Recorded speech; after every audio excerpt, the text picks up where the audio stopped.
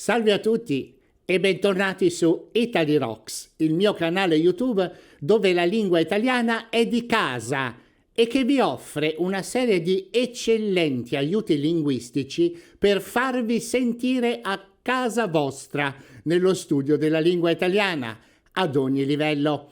Sono Giulio Amadei Coles, il vostro Italian Language Coach, e vi do il mio benvenuto a casa mia. Allora, gente, indovinata la parolina? L'avete sentita? Dall'inizio del video ve l'ho già ripetuta 3 volte.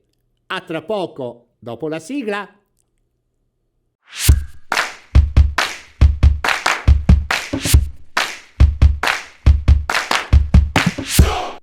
Ebbene sì, la parola è casa. È stato difficile? Avete avuto problemi nel capire la mia voce?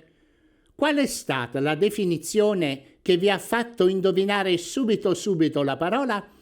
Fatemelo sapere nei commenti, ci tengo.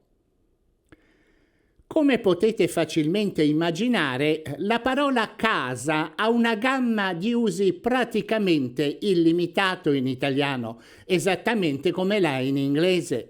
Il significato più generale di casa è quello di descrivere una costruzione dove si abita.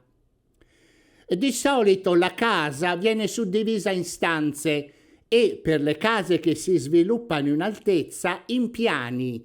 Quindi un primo sinonimo di casa è proprio abitazione.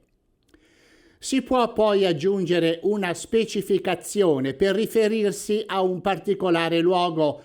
Avremo così casa in campagna, casa in città.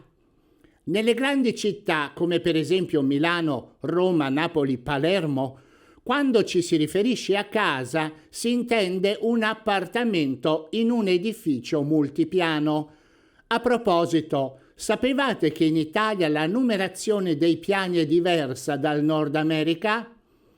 Il ground floor è il piano terra, quindi fin qua nulla di diverso.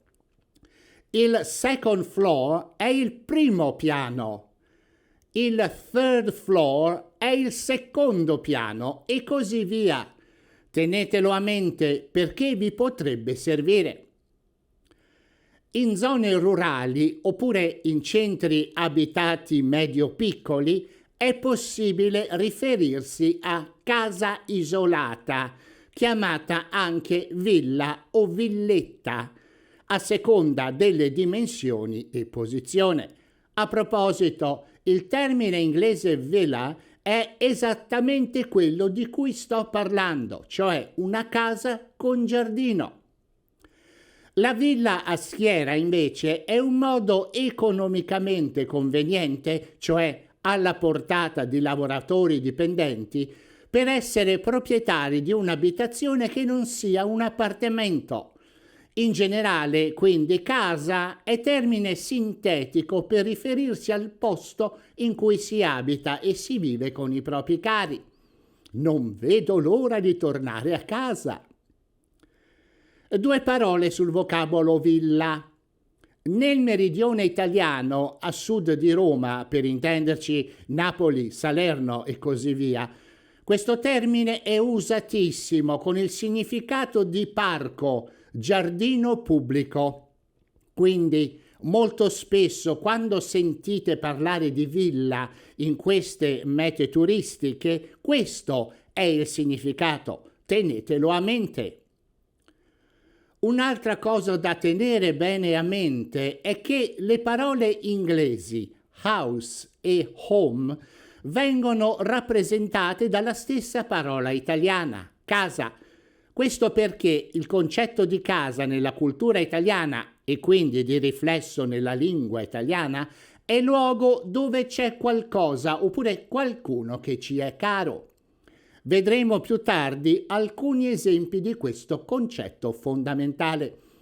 Quindi, in generale, per rappresentare il concetto di casa come costruzione, ci si riferisce al termine edificio, come abbiamo già visto nella numerazione italiana dei piani di una tale costruzione, oppure anche palazzo. Detto ciò, eccovi qualche altro esempio di casa come abitazione. Prima casa, quella in cui si vive abitualmente e in cui si ha la residenza anagrafica. Tra parentesi, sapete cos'è l'anagrafe? No?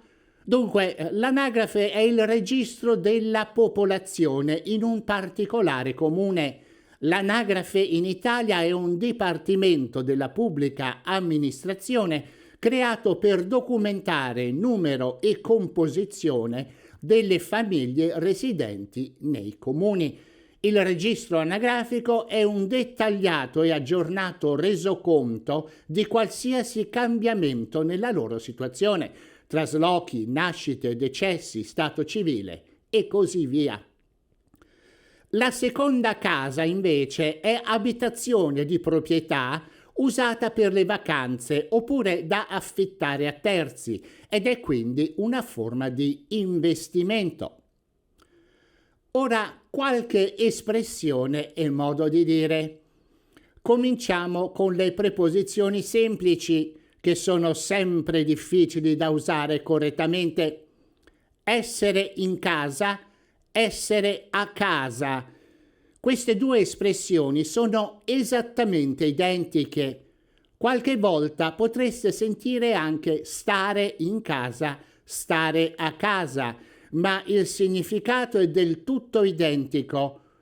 Un esempio: Maria, chiamami, sono sempre in casa.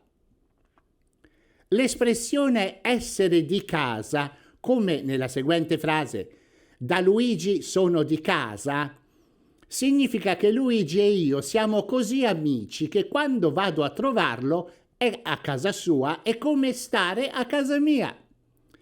Quindi il significato è quello di essere a proprio agio, completamente rilassato, disteso, calmo.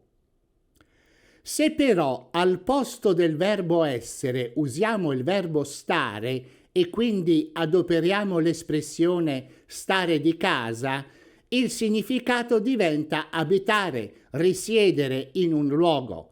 Per esempio, Gina sta di casa a Roma vuole dire che Gina ha la sua residenza anagrafica a Roma. Un'utile espressione con la preposizione a è questa: sentirsi a casa propria, che ha il significato di essere a proprio agio, esattamente come l'espressione che abbiamo visto poc'anzi, essere di casa. Eccovi un esempio. Da Luisa mi sento a casa mia. L'espressione lapidaria e piuttosto totalitaria a casa mia significa il mio modo di vedere le cose è il solo che mi interessa seguire. Carlo, a casa mia comando io. Punto. La lunghissima tradizione di osservanza e pratica dei dogmi e riti della Chiesa Cattolica in Italia è rintracciabile in tantissimi modi di dire, basati sul dualismo bene e male. Per esempio, essere tutto casa e chiesa significa vivere e comportarsi pubblicamente seguendo costumi integerrimi, cioè eticamente e moralmente inattaccabili. Invece il modo di dire mandare, finire a casa del diavolo significa spedire qualcosa oppure qualcuno in un luogo concreto, ma fuori mano, sperduto, difficile da raggiungere. Per esempio, Sara è finita a casa del diavolo a lavorare. Un altro caposaldo della cultura e tradizioni rurali italiane è la famiglia, che entra in molti modi di dire. Per esempio, essere tutto casa, lavoro e famiglia, che non penso abbia bisogno di una spiegazione. Altre espressioni relative alla sfera familiare sono le seguenti: cercare casa e mettere su casa, che vogliono dire trovare un'abitazione, ammobiliarla per abitarvi, spesso con tutta la famiglia di origine oppure informazione. Un verbo parasintetico che riassume in una parola lo stesso concetto è accasarsi. A proposito, ho appena postato un video su come costruire questi verbi partendo da nomi e aggettivi. Guardatelo! Vi ho dato solamente una pallida idea di tutto quello che ruota attorno alla fondamentale idea di casa. Potrei andare avanti per ore, ma chiaramente questo lavoro potrete farlo voi stessi se l'argomento vi interessa. Bene, è tutto per questo video. Se il video vi è piaciuto, allora pollicione su e cliccate subscribe e la campanella per le notifiche di nuovi video. E ricordatevi sempre, it's my job to make your Italian sound terrific. Ciao, a presto!